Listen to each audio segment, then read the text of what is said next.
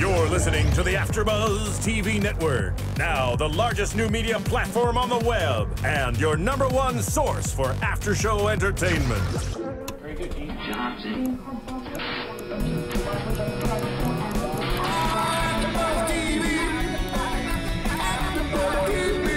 From the AfterBuzz Studios in Los Angeles, California, presented by Maria Menounos and streaming live thanks to Akamai Technologies. This is AfterBuzz TV's House of Cards After Show. We'll break down tonight's episode and get you all the latest news and gossip. And now, another post-game wrap-up show for your favorite TV show. It's AfterBuzz TV's House of Cards After Show. Good afternoon, good morning, good evening, AfterBuzzers, and welcome to the season finale of the second season of Netflix original series House of Cards starring Kevin Spacey. Oh my goodness, this episode was entitled Chapter 26. I'm your host, Thaddeus Massey. It didn't get any juicier than, I don't know what to say, but I'm joined with two beautiful ladies right now. Hey, Introduce yourselves, please. Hey everyone, I'm Sofia Stanley. Hey guys, it's Emma Kay. And I sound like a creeper because Frank Underwood just crept his way into the frickin' White House. How did this guy manage to pull this off? I mean, we saw it, but the fact of the matter is, where we saw where it was going and how it was going there, I wasn't sure that they were going to make it believable for me, and they totally pulled it off. Well said. They totally pulled it off and made it believable for me because we knew what the end goal was at one point, and now we're like, come on, is he really gonna be able to make this happen? And then the way he manipulated the whole system of circumstances and got himself there, it was totally believable. The writers killed this season. I wasn't sure that this season could possibly be better than next season. Than the first season.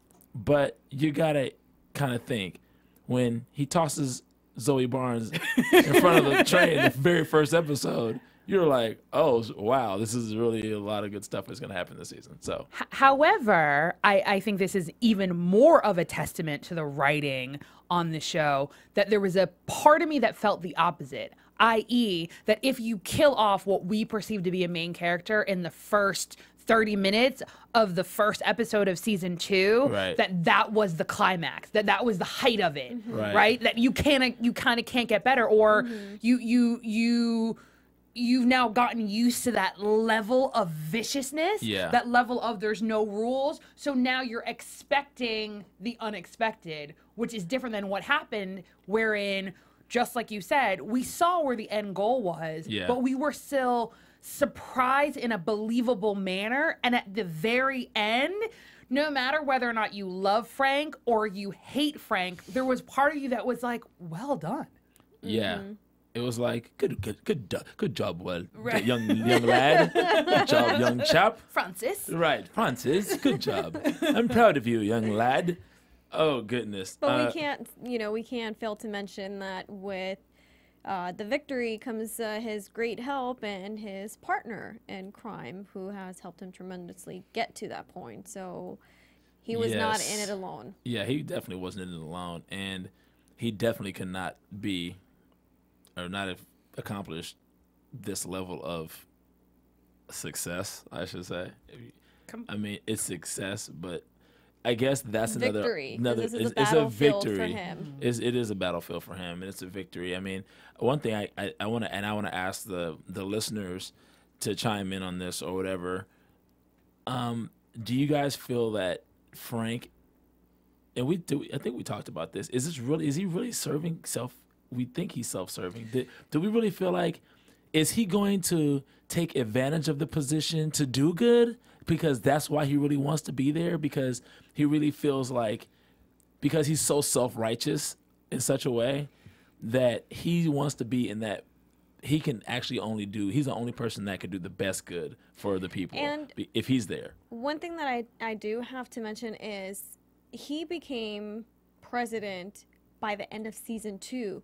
So what else do they have in store for us? I'm like thinking, is he gonna be like, he's gonna run for God, go for international like UN power something? I don't know what he's gonna do, but I'm sure he's not settling with this, and this is just the beginning of his building his dynasty. But that is a very good question. However, we have to remember that, again, we're kind of in present time. So it's 2014. In 2 years, 2016, there's going to be a vote. So he actually has to get elected by the populist vote. So I feel like that theoretically, in terms of the timing, will be the next battle that he's going to have to win. So before, when to a certain extent he didn't have to, or he didn't care about public perception, he literally only had to maneuver the pawns that were available to him.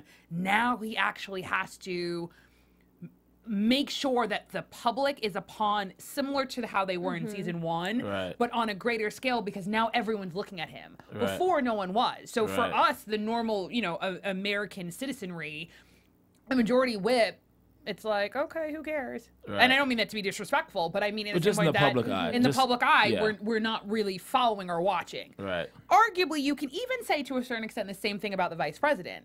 But the actual president of the United States of America, now we're all going to be watching in a completely different way. And I have so many predictions, because I also think that there is a scandal. We can talk about predictions. There's also a scandal that I think was alluded to 2 episodes ago, before the scandal broke with Adam. When Claire basically paused and she goes, do you think it is? And he goes, no, but they didn't mention it. And to me, to not mention it doesn't make sense how this show goes. They would have gone Adam, so that we know what they're talking about. The fact that they didn't and alluded to, no, there's something else that we're not aware of. That's interesting. You don't think it had anything to do with Zoe? No, I really don't. And I agree. I agree, but I still feel like for me, there was something planted. That was literally like something we're not aware of. Well, we see, you know, he's obviously already on the right foot. This guy had this whole thing planned. He took some very, very, very calculated risks, and he could have got his head chopped off in the process, figuratively speaking. But he already set it up where being able to recruit Catherine Durant to side with him was extremely crucial to how this whole thing played out, because she's the one who had to get Fang to turn and to confess that there was a money laundering scheme to begin with, and then grant him asylum. And he automatically, Frank is already starting off on the right foot by giving Fang up and rescinding his asylum as soon as he becomes president. So that automatically is like correcting a wrong done by the impeached president, you know, who fell from grace, and now he's going to come in and save the day. He's already starting off with that, the very first act. And basically preventing war. Right. Do you know what I mean? Right. Like, it's not just cleaning up. It's actually what the action is that we potentially may have to lose lives. So he has now prevented it, like whether or not Japan was going to go to war with China or vice versa, and then we would have to get involved. But he saved American lives in his first action as president within, like, what? Literally 30 minutes. Like a minute. Like, you know what I mean? Well, yeah, true. But I'll give it like 30. But, you know, it does raise a lot of, well, eyebrows. I'm not going to say a lot, but for people who are watching him, Isla mentions when Seth is giving the speech at the press for the news and what's going on, and one of the reporters says, well, he moves quickly or fast, and Isla says, oh, with China or with Walker. Right. So even though he is impressing everyone else, the main people that are able to somewhat read through him, it's going to trigger for them to go deeper and dig deeper to find out, well, how did he do all of this so fast? So quickly. I mean, there's certain people that are sniffing things out, like Isla Sayad and like the special prosecutor Dunbar, who we know are going to be thorns in his backside coming next season. That's like obvious. So I'm looking forward to seeing where the writers are going to take us as far as that's concerned. Like what happened with Zoe. You know, we were talking about just how they started off and got rid of that main character, we remember they title every episode like a book. So it's like one continuous story, which is really cool because they don't really, if you watch a lot of like series, they leave gaps. This show, these writers haven't really left any gaps. It's like they pick up right where they left off and continue, and everything is done intentionally, like we were saying. There's no scenes that are done in vain or anything like that. So, and what I also appreciate from the writers is the fact that they don't drag on with the story. In season 1, you know, we've seen important information that has unfolded. Season 1, he becomes vice president. Season 2, he becomes president. So with the viewer and the fact that the episodes are released so soon, you don't become bored. Right. Just like a TV series you would, because you just feel like things are dragged out so long because they need to keep viewers watching the show. But with this, you know, you mentioned in the previous episode that you don't mind waiting a year to watch the next season because you are given, you feel like you're given enough information to feed off of and to start making predictions for the following season. Plus, there's only 13 episodes on top of that. So that actually helps. It's not like the traditional old school 20-something episodes. True. I also think, I agree with both of you, but I also think that what's amazing about this show is it has so many different layers, right? So you can watch it, let's say, and sit back and do it purely for entertainment, right? And have no knowledge of government, no knowledge of strategy, no knowledge of, in essence, war, right? And just watch it for pure entertainment, and it's an amazing show. You can then, all of those subsets that I said, you can watch it for that. You can watch it from a political drama. You can watch it as basically war games. Right. And I feel like for me, I personally can't, like, the minute we're done, I definitely probably next weekend will do another binge marathon. Yeah. Because I feel like every single time I watch an episode, I learn something new, number one. Number two, I think that seeing them again in their totality, after it's sunken in, like everything that they've done, you see something else. So again, I think that there is something brilliant that Netflix has done. Not only, obviously, that it's an original series, you know, on quote unquote a new platform, but the fact that they're all available so that whether or not you binge watch, I know some people do the opposite. I, last season 1, literally watched as we did the after shows and kind of watched it quote unquote more like traditional TV. This year, I watched it like that until I think episode 3, and then I binged. But there is something to be said about the fact that, like, I, as the viewer, am in control of how much I consume and how much I get sucked in. Plus, I think the viewer age range is so wide with the show that it was really unpredictable.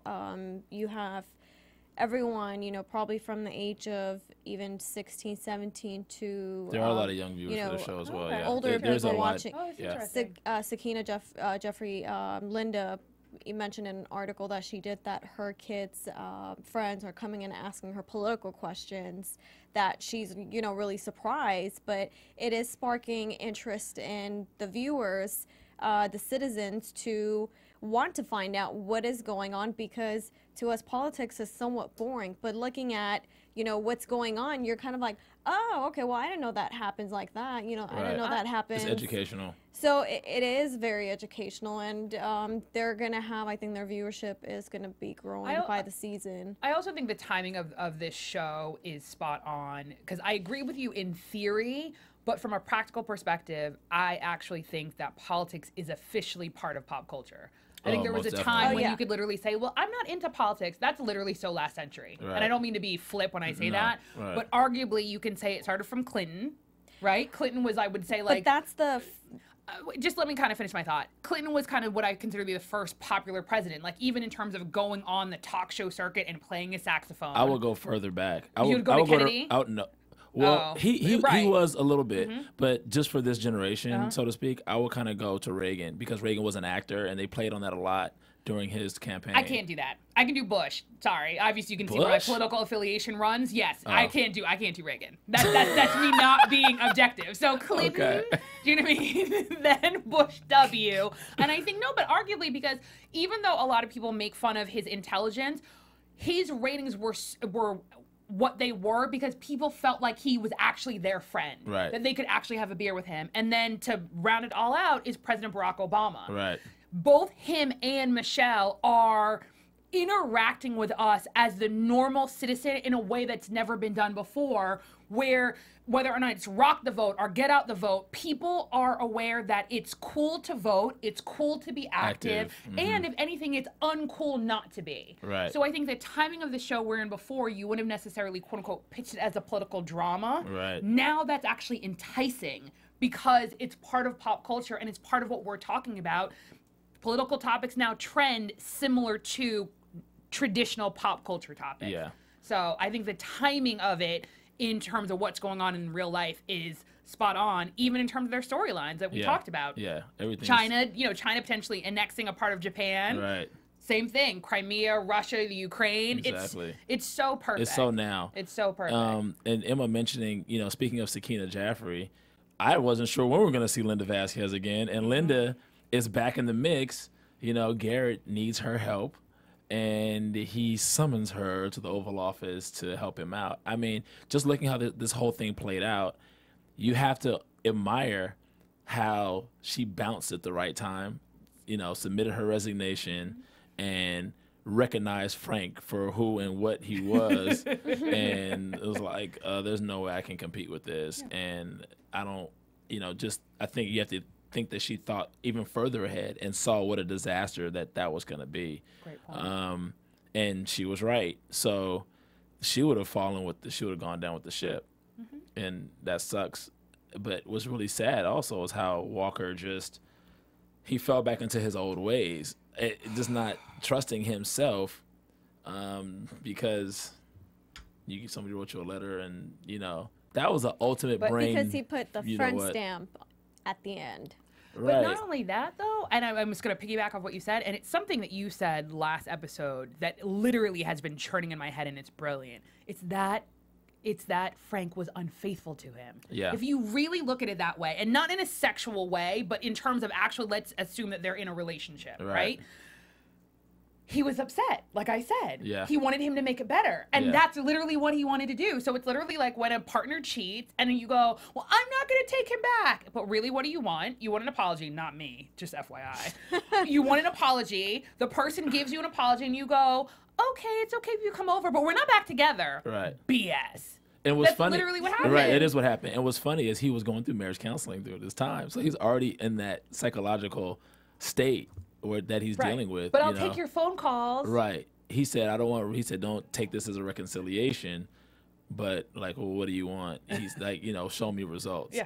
Just like a relationship. Like, prove to me that you're worthy of getting off the couch and coming back to the bedroom. That's basically, he said, well, if I have to sing for supper, he'll sing for supper, so he understands. Yeah. And that's why I think even with Claire, that's why Claire's comment was so spot on. Like, to me, her confined aggression of telling him to seduce him. What's the line? I don't even know if I can do the quote. She said, do what you have to do. I did what I have to do. Now you do what you have to do. Seduce him. Now cut out your heart and put it in his effing hands. So you know what? And this is a revelation. She is done playing games. Yeah. Well, here's the thing. There was a reality check for her when she had to go visit Megan. And she went to go visit Megan. Megan, I guess, has tried to commit suicide. And she's just really in a bad space. Obviously, you can see her. She looks like death warmed over, sitting and staring out the window. And she blames Claire. And she blames Claire. And secondly, Claire, I don't really, how they were using her or whatever, or even though she feels used, I mean, she called in on the show of her own volition. So I'm kind of like... See, and I completely disagree. I think she did call on the show on her own volition. Sorry. I agree. But I think there's a big difference between calling and then being manipulated by someone who is so much smarter and so much more sophisticated. Correct, Because you knew from the very beginning, because obviously they must have done their due diligence. Yeah. They knew from the very beginning that she was unstable. Of all things to go through, to literally have as your spokesperson for a sexual assault bill who has in fact been sexually assaulted to have someone that you know is mentally unstable. Not we suppose or we presume. We actually know and have facts that she's mentally unstable. And to actually use that and manipulate that. And that's why I think that there were scenes that led up to Claire crying on the stairwell. Well, the first exactly. Scene, the first scene when Megan spills her pills all over the floor. Because right before then she asked Meacham, did she seem okay? Because she kind of seemed a little manic. Fast forward, you know, obviously you're pushing her against the wall, so forth and so on. But then in the room, the way that she's obviously, just like you said, close to death, and arguably, again, what happens when you're close to death? You speak the truth. And it's from a sense of clarity. And she goes, I was getting better before you. You did this to me. Every time I take a pill, I see his face. The next face I see is yours. So she has now equated her with her rapist. Basically, in essence, she's saying, you violated me. Exactly. I was getting better, and now you have violated me. There was a moment when Claire, and she does this thing that is brilliant, and I honestly had not noticed it before. It was I watched with my sister. It's almost like she's pushing the emotion down. And notice in that scene, she's on the bed, she kind of does a left-right with her chin. It's almost like she can feel the emotion coming up, and she's kind of shaking it off, almost like it's a demon. Exactly. And she shakes it off, and notice, unlike Claire, even her words aren't authoritative. She goes, well, have we ever heard Claire say No, she's very, very... You guys mentioned in last episode that Claire sees Megan, herself in Megan. So, in a way, she feels like she didn't do her due diligence of helping her out and giving her a false sense of protection. Even though she did call in, Claire convinced her that, I'm the vice president's wife. We will protect you. Which is why she proceeded to move forward with the press, with being the face of the bill and so forth. So she didn't do what she said she would. And it's not, even though we compare her to Frank at the same time, they are very different because there are things that she has gone through, even coming from a very wealthy family, that Frank hasn't. And she has shaped herself from the bad that she's gone through to be who she is today. So any reminder of that brings back every single thing that she has done, obstacles she has crossed to get to where she is. Okay, so let's take all of that into consideration that we've just been discussing and fast forward back to when she tells Frank to cut your heart out and put it in his effing hands. She has gone through all these things. And when she cried on the stairs was right after Lady Walker told her, you're a good person. That was probably the most, it was like looking in a mirror. And this is how you've come across, but you've manipulated perception and people's perception into thinking that you're a good person when you know you're really not, when you know you're really have evil intentions, so to speak. You have nobody else's good interests at heart, or nobody's best interest at heart besides your own. It's beyond self-interest. They're actually vultures, and they're actually preying on people. It's beyond just, well, of course you have to look out for yourself. That's a key to survival. They are beyond survival. They're preying. And for Lady Walker to tell her she's a good person because she's actually convinced her. They've actually manipulated everybody's minds into thinking that they're good people. Just like how Frank had the interview with Isla. And, once she, like you said, Sofia, 5, 10, 20 years from now in the annals of history, you'll be able to look back and say, well, the vice president actually supported the president. And, that's one of the reasons why they recruited Jackie. They needed Jackie to be the bad guy. So Jackie could whip the votes for impeachment. And Frank would be supporting. He's like, well, why can't you do it? She was like, well, look, I'm 3 doors down. I can't, he had to go in clean, and he understood that. Whenever I watch this show, and you guys might feel some of the same, I feel like I'm watching old Roman times, like the guys in the Senate who walk around with the robes, and they're constantly conspiring, like to a whole nother level. Like Frank has met with everyone. Now he's met with Kern and promised him Secretary of, he alluded to, and he alluded, well, if I were president, and finally Kern catches on Now, this is just that little nuance is something that Frank would have caught immediately. It took him like 3 times before Kern even realized what Frank was saying. And he was like, wait a minute. Like, if you were president, okay, now I get what you're alluding to. Of course, he can't come out and say anything. He hasn't come out and said anything to anybody. He hasn't come out and said anything to Catherine Durant. He hasn't come out and said anything. But people they're not stupid. It's like, figure it out. And go ahead, Emma. I think a lot of people, the reason why they're siding with Frank, not because they like him, not because they believe in him, it's because they don't want to be, you know, on the losing side. And they know Walker is going down. We've said it many times, the ship is sinking. There's no saving it. Right. So is it wise to go against Frank or just to join his team because you know ultimately he is going to be the president? I completely agree with you, and this is a mini prediction for season 3.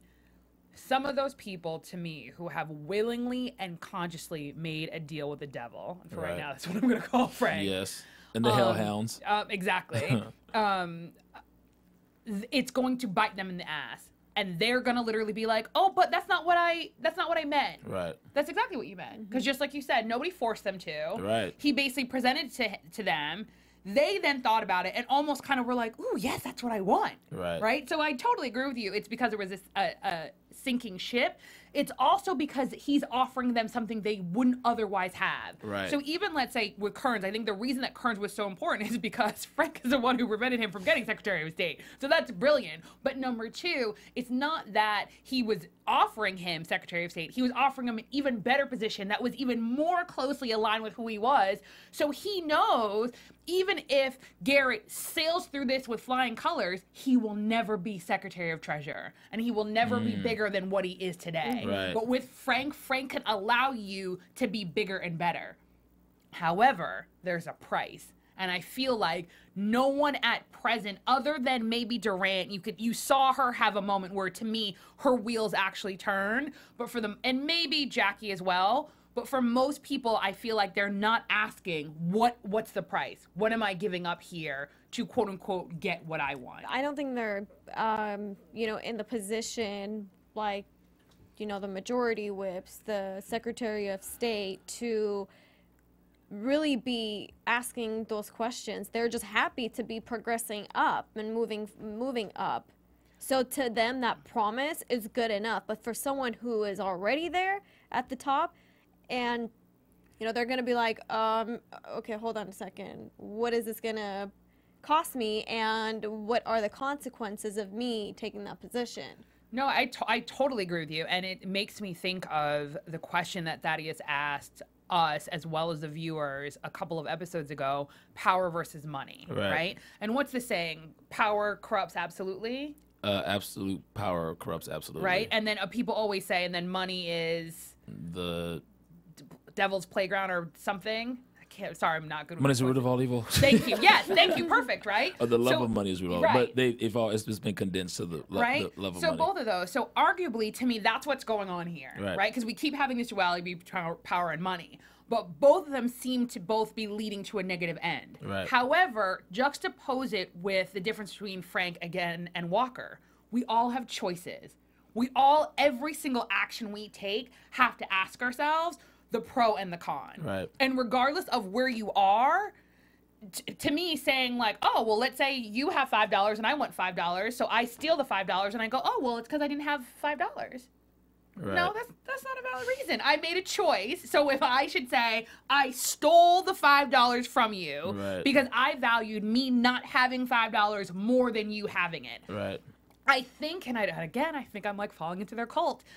There is a certain aspect of Claire and Frank that I adamantly respect. And the reason being is maybe not to everyone else, but to us, they are real. Right. And basically, in essence, what they're saying is Walker was not fit to lead. Right. I'm actually fit to lead. And the reason I'm fit to lead is the fact that I got here. The fact that I'm able to even get in this position shows that I'm more qualified to be here than you are. Otherwise, you should be here. Exactly. You should be the president. Exactly, right? So there's no way that I should be able to pull this off. Right. Everybody should be your loyal servants.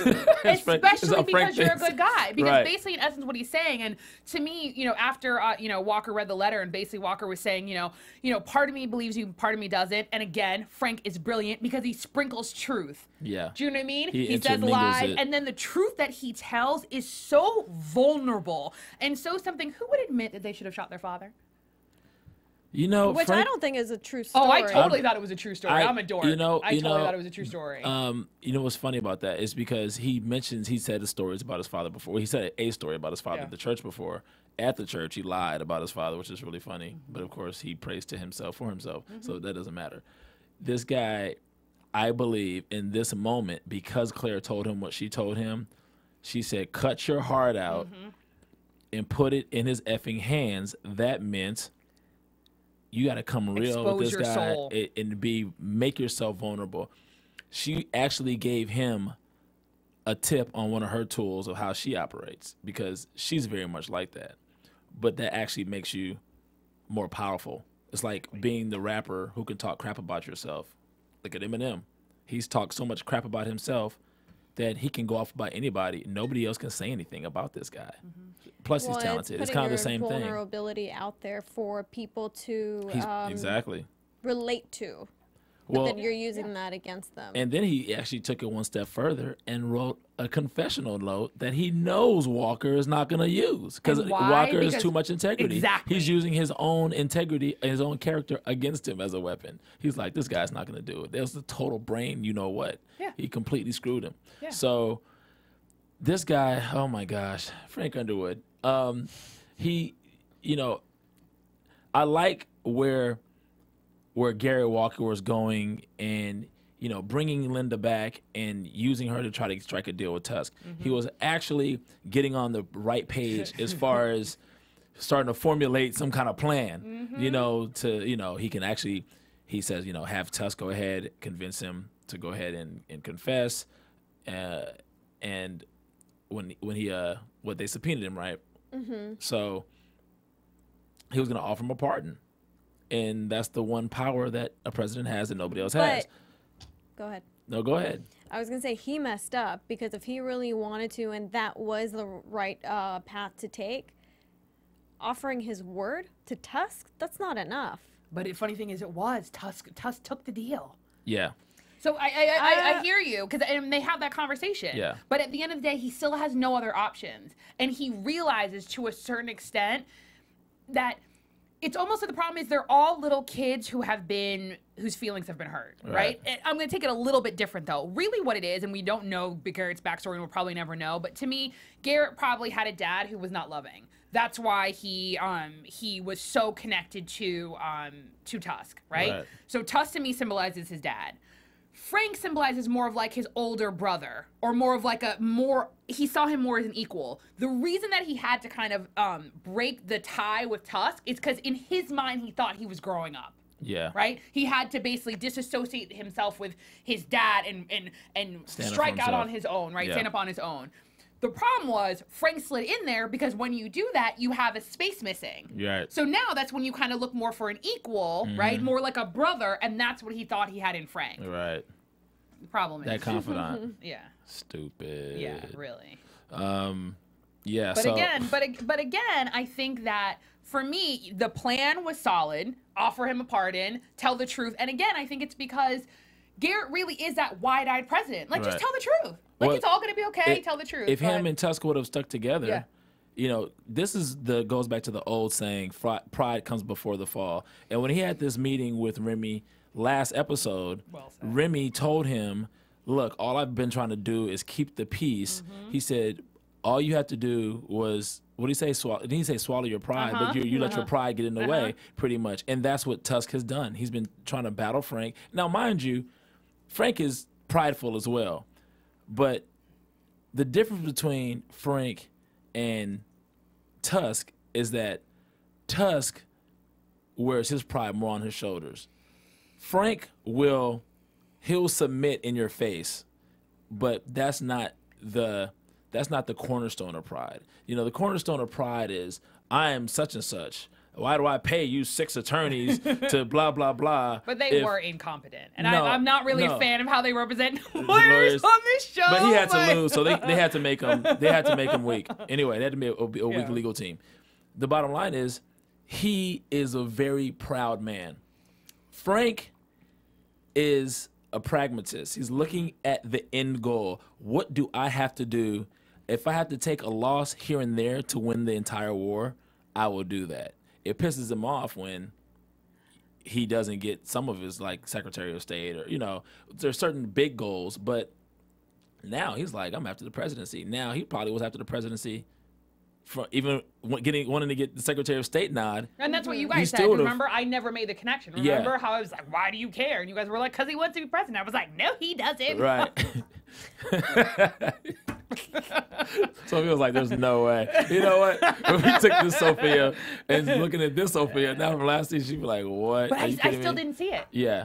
I'll be that honest. I still didn't see it. He was on a tear. Yeah. After he didn't get that nod, he was on a tear. And I think he was probably, his end goal was to be president anyway. Yeah. But now not just that soon. Yeah. And it was just, now he was like, I'm out for blood because people stabbed me in the back that were supposed to be my friend, or supposed to follow up, not my friend, but follow up on their end of the deal. So he just went on a rampage, basically. Yeah, and he sometimes miscalculates people, but normally Frank has a very good sixth sense in figuring people out, and that's one of his strengths versus Tusk, is positioning himself around people who are going to take the fall for him.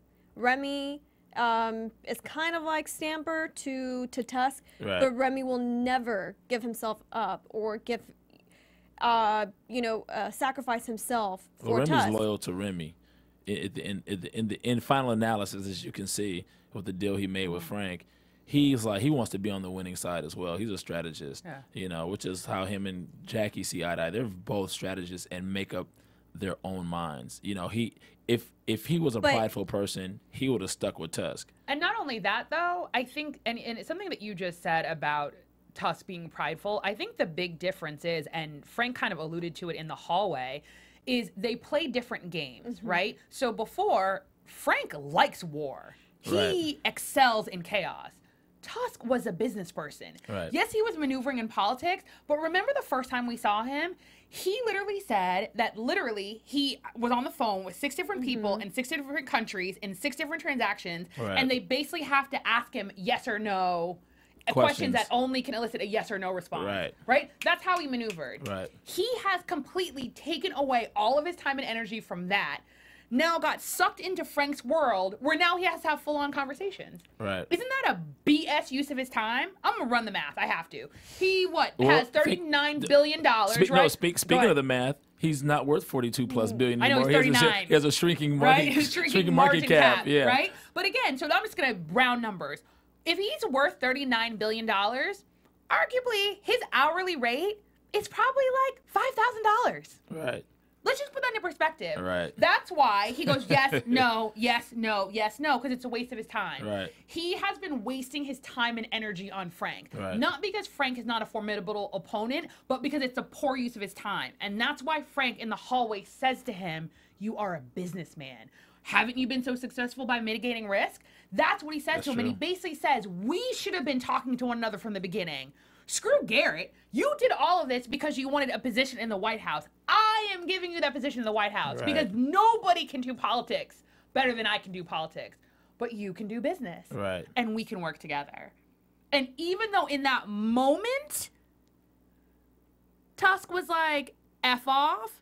Right. Obviously, at the end of the day, Tusk was like, wait a minute. Why? Because you can't deny Francis's resolve. Right. He saw it. Yeah, even in the same point that all of a sudden he offers me a pardon and then he pulls it back, like that was janky. Like the president he said it must be Frank. He said it must be Frank. It doesn't matter. That is janky on Garrett, though. You do not offer someone a pardon and then pull. Sorry, you go down with the ship then. You can't offer this man who was your mentor and confidant for 20 years and then side with this new person. Why? Because you got a buddy? And I know I'm talking out of the obvious side of my mouth, but see, I think that's the reason why he went ahead and confessed and spilled the beans on everything. Because that was his way of telling Frank, I'm on your team. Because after he left the hallway, it was like, I think he really wanted to side with Frank. I think so too. But his pride wouldn't let him do it. That's why he had to make that snarky comment. Right. So, then Frank was really funny. He's like, I hate. What was that? Pacini's such a downer. I prefer something more uplifting. Optimistic. Optimistic. Right. Right. That was awesome. He walks to his own tune. Right. No, it's Hail to the Chief. Yeah, it's Hail to the Chief. Yeah. Sorry. Yes, you're right. Sorry about that. That's his own tune. I'm sorry. That's his I own. didn't realize. I'm so taking her at face value. I'm like, oh my bad, Emma. That's what you meant. Yeah. So. Where should we go from here? It's just a lot. It is a lot. It is a lot. But I mean, I think that at the end of the day, and you already alluded to it, and now it's not too late. I mean, one of the best ways, just a kind of quick prediction, to kind of figure out storylines if you want to, is to go on IMDb or to go on Google and see who's back for season 3. I choose not to do that because I really do kind of like to be surprised. Yeah, I'm not going to do that either. I'm going to wait. But for those of you who kind of can't wait, that's the best way to do it. Emma, 2 episodes ago, so that would have been episode 11. Alluded to something. So for those of you who like spoilers, listen to episode 11. There's a little bit of a spoiler, but just a tiny, tiny little one. It's a good one. Yeah, it's interesting. I'm interested to see what's going to happen season 3 and where they're going to take the story. Right. Because... Oh, who becomes the vice president now? I think that's an excellent question. That's what I want to know. That's going to be... my gut says it's someone that we don't know. Is it Bob Birch who's this... Oh, that would be a good one. I think it's someone we've not met yet.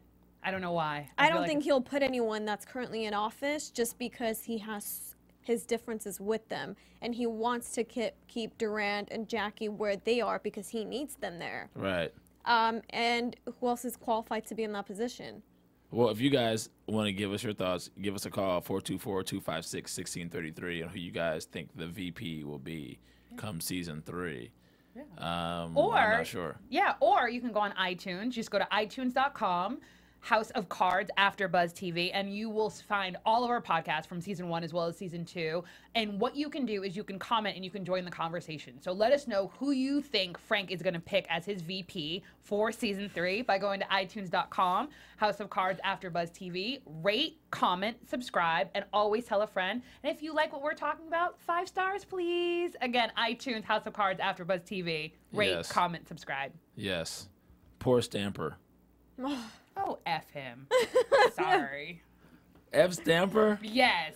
I think, they obviously set Stamper up. Like, you can tell they were writing him out, getting him out, writing him out of the storyline. They've pretty much transitioned out all the old school, and bringing in new school. Fresh blood for Frank. Is what Frank needs. First of all, they're... I'm not going to say more sophisticated, but technology savvy and more fast in thinking on their feet.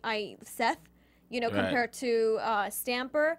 But at the same time, they could be molded into how he wants them to be. So it's going to be interesting to see who he brings on because I don't think Seth is... even though he's qualified and capable of handling the job by himself, he needs more people. Seth is diabolical. There's this eeriness to this guy that is so in your face. The fact that when just referencing back to the meeting that Remy had with him and Tusk, and he was in the room. It was the 3 of them, and he tells Remy, "You've been playing both sides," but he's more than comfortable knowing that Seth is playing both sides. So Seth is extremely formidable for a Remy on that level. Like, this guy is convinced Tusk that he's not playing both sides.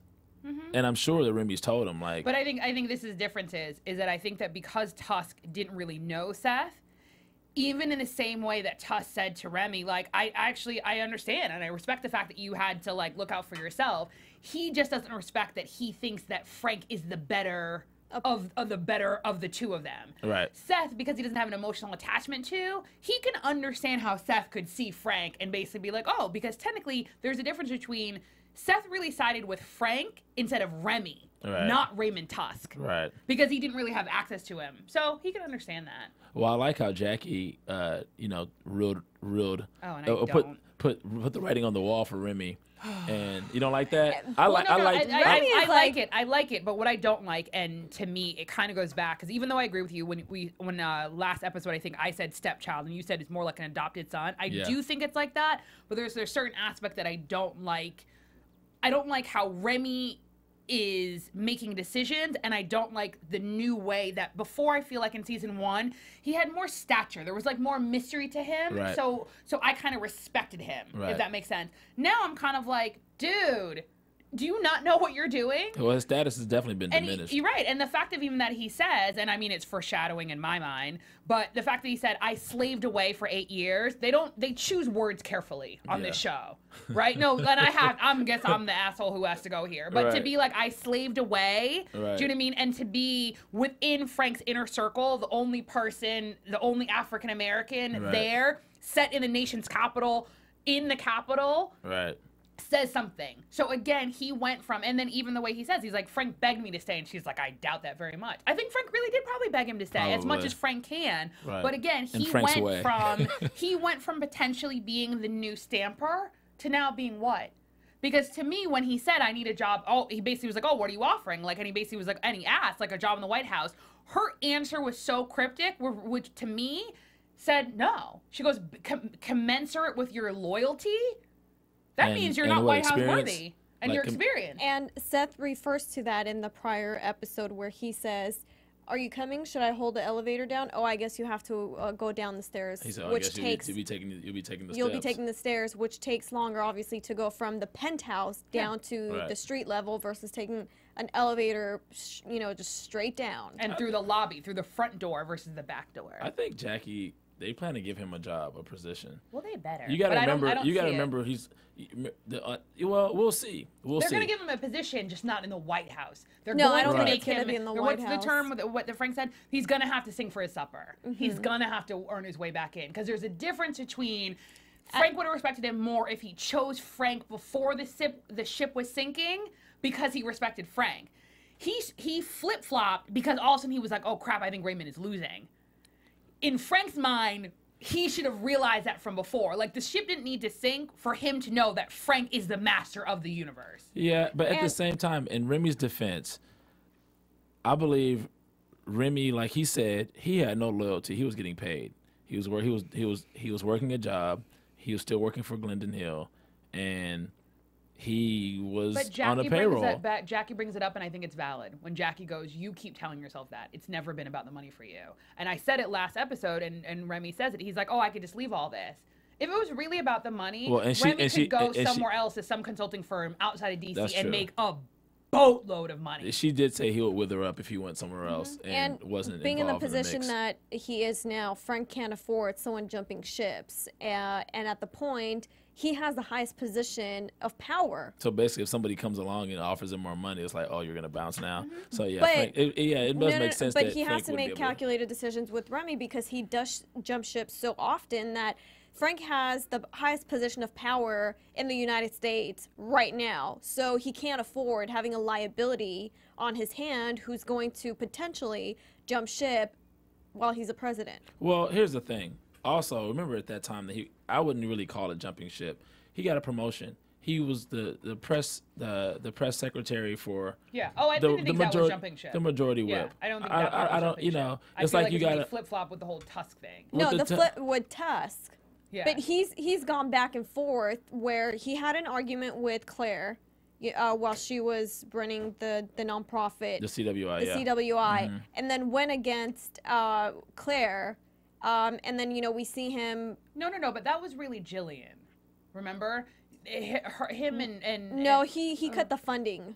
Yeah, they cut the funding, but it was because of Jillian. That was something because of Jillian. That had nothing to do with... that was at the beginning of the season, right? No, that was last season.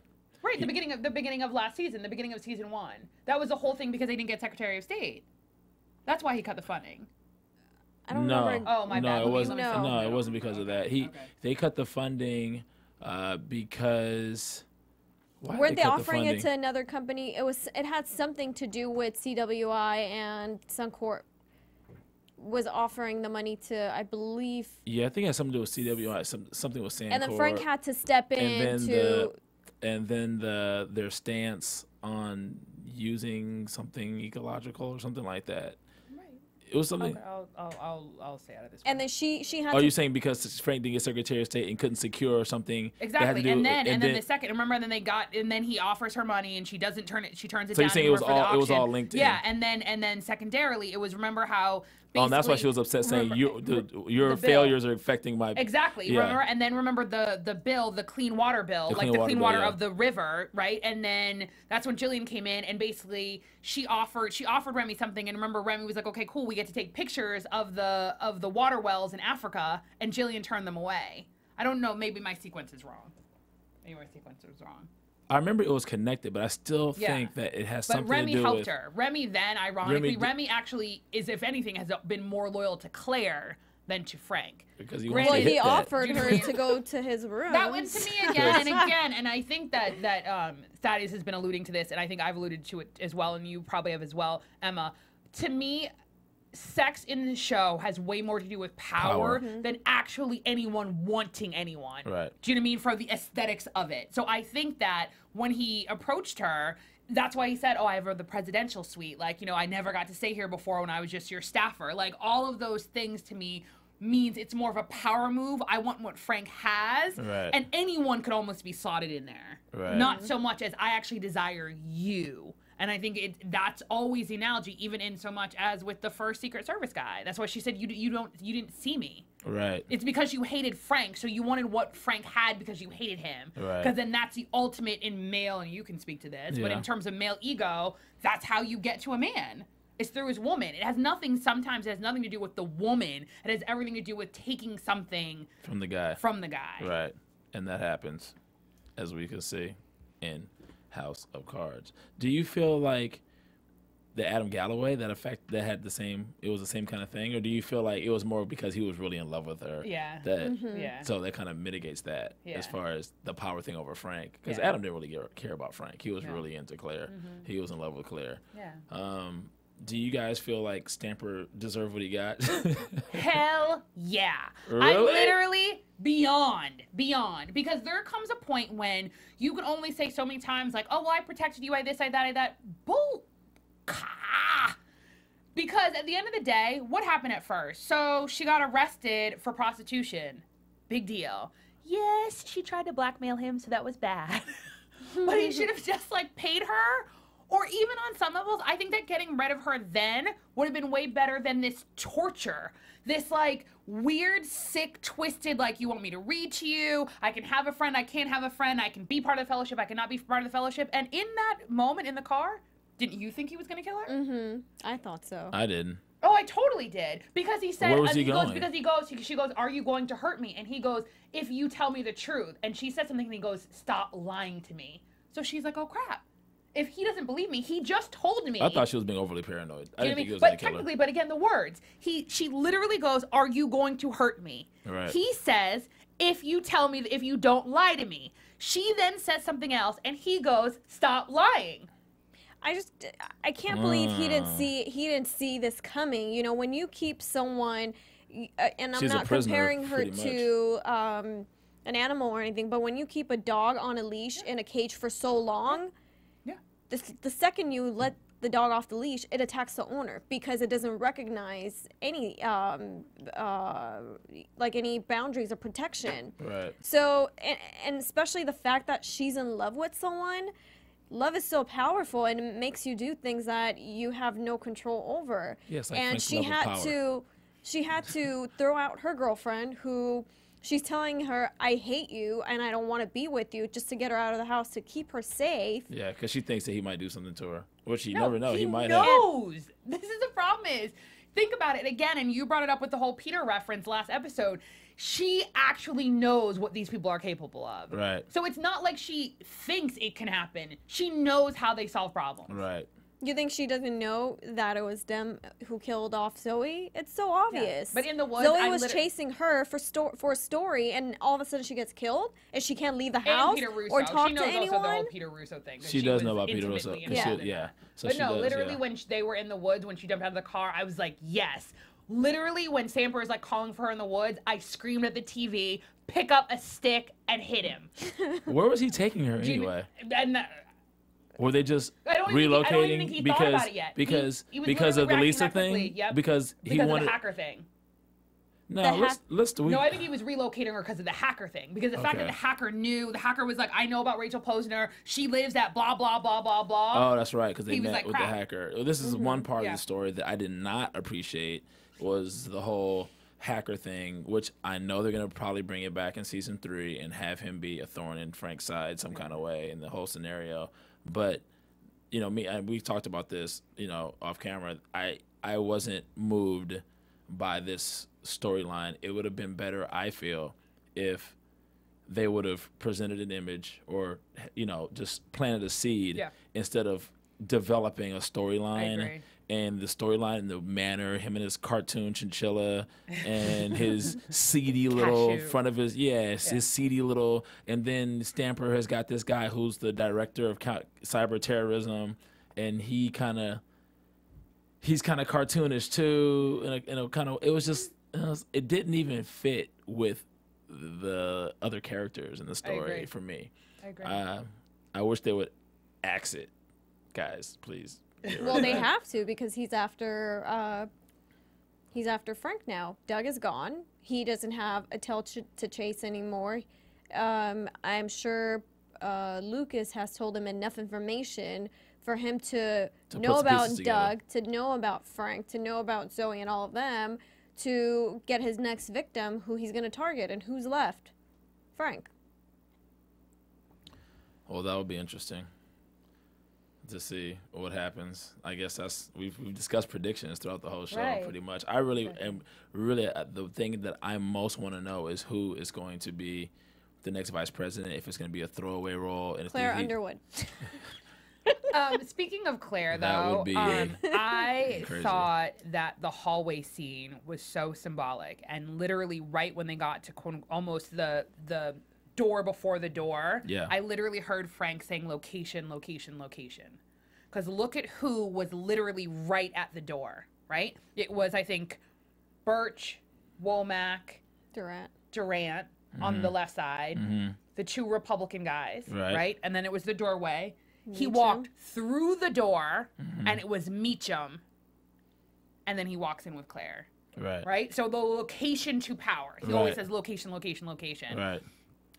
I thought it was emotional and symbolic, the fact that Claire gave him a gift, even though he doesn't like birthday gifts. Right. And that the gift was his class ring, because he did seem nervous without it. He seemed not complete. Right. However, I question the fact that she didn't go in with him. I understand emotionally why she didn't. I understand that she was giving him that moment, but is that symbolic? We have, in the last 3 episodes, seen Claire act very unlike Claire. And she seems like she's losing a little bit of her edge, and she's being a little bit more introspective of what they've had to do to get to the end goal. Well, if we're just building on capitalizing on that, remember that Claire's battlefield has not been in the offices for the most part. She has not been. She's played her role. So as the wife, as the matriarch of the Underwoods, so to speak. So her not going in is fitting because she's not going to be in most of those meetings. Okay. She's not going to be in there. So she wanted Frank to go in there. Of course, she's going to go in there and check it out after. But go ahead and soak it in. Get your mind right. Get your game face right, because season 3, you're going to be the president, and you're going to be a bigger target than ever. Okay. So, you know, that's why he has to go in there. He soaks it in, and he tosses Garrett's chair out of the way. And it's not a big enough deal that he's the most powerful man in the world. He has to stand at the stand of the desk, you know, because he's sucking in all the power. And she knows him. That was all psychological. She's, go ahead, what did she say? Breathe it in or soak it all in? Because he needs that. Yeah. He needs to go in there and feel that power. He has to. That's just his nature. And the reason why I just, jokingly said Claire, but at the same time, it had some truth to it, because what is she going to do? She can't go back and work at the CW. No, she's going to be the First Lady of the United States of America. But she's different. She's not like Garrett's wife, where, you know, she was kind of like on the sideline. She's going to want a position where she is going to make a difference. As you could see when they're doing the inauguration, and they call up Claire to hold the Bible. Compare her on stage with Garrett's wife and her. She's dressed in black, very, I want to say kind of like mysterious, but she has a darkness and the black glove, so she doesn't have to touch the Bible. And also, kind of time out. Did you notice how they painted the Bible? Like, oh, this is all a farce. Right.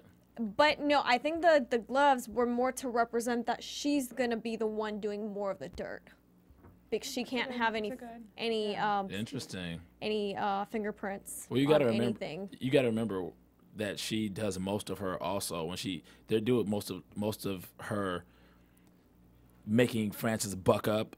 And just it was in the bedroom. It was at home. Like, so it was never in the office. You know, Frank goes to work and he deals with whatever he has to deal with. Technically, their home and office are one, literally and figuratively, with the White House. That's true. So I completely agree with you. Yeah. But I think that dynamic is going to be a lot different. It is going to be a lot different. I wonder what Meachman's bedroom is going to be. Or where or whether or not I'm making little predictions, like whether or not the CWI is going to come back in. Like, there's certain think Jillian may come back into play? I don't know, because I mean, just talking about what you're talking about, like, what are her platforms going to be? Like, I think the difference is, and again, I'm going to go back to, and I'm going to make it Hillary and Michelle Obama. I think they have redefined what it is to be a first lady. Right. Right. And I think that there's something to be said about a team, and we said it time and time again. There's a difference between two halves and two whole individual people who come together. Right. And I think that's what she showed herself to be when she was, you know, the wife of the vice president. Yeah. So I feel like that will continue. However, I feel like season 1 they were disconnected to a certain extent. Yeah. And it's because the end goal was unclear. Season 2, they were completely in alignment. Again, they're deliberate. There has to be a reason that they're showing a little bit of the Ice Queen's shell breaking. And I think that Frank now is fully like, oh, I'm the master of the universe. Right. She, I think, is going to start to question things, and there's going to be a rift in the house. That's a big prediction. I'm predicting kids. You're predicting kids? Oh, that's yeah. so funny. Adopting, having, I don't know, something. I'm predicting. Time out. Why? For strategic purposes, or just because they want kids? No, strategic purposes. For the re-election. Okay. Possibly. That's the only reason I think I could see them having kids. She has to prove the baby killer and all of those negative images that have been painted for her, and passing the bill. She has to come across somewhat human, familial, and family support. Okay, I predict more people are going to die next year. That's what I predict. The inevitable. Right. So until next season, where can we find you, ladies? You guys can find me on gqjedi.com, Instagram, Twitter at RealMcKay. You can find me on Twitter at Sofia Stanley. And you can find me on gqjedi.com and Twitter and Instagram at Club Thaddeus. Until next time, House of Cards fans, after buzzing around the buzzing fear, talk to y'all later. Peace. From executive producers Maria Menounos, Kevin Undergaro, Phil Svitek, and the entire AfterBuzz TV staff, we would like to thank you for listening to the AfterBuzz TV network. To watch or listen to other after shows and post comments or questions, be sure to visit AfterBuzzTV.com. I'm Sir Richard Wentworth, and this has been a presentation of AfterBuzz TV. Buzz you later. The views expressed herein are those of the hosts only and do not necessarily reflect the views of AfterBuzz TV or its owners or principals.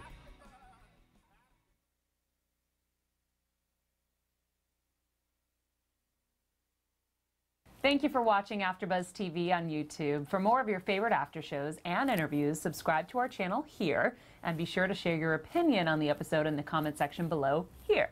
We'd love to see what you guys are buzzing about. Thanks again. Buzz you later.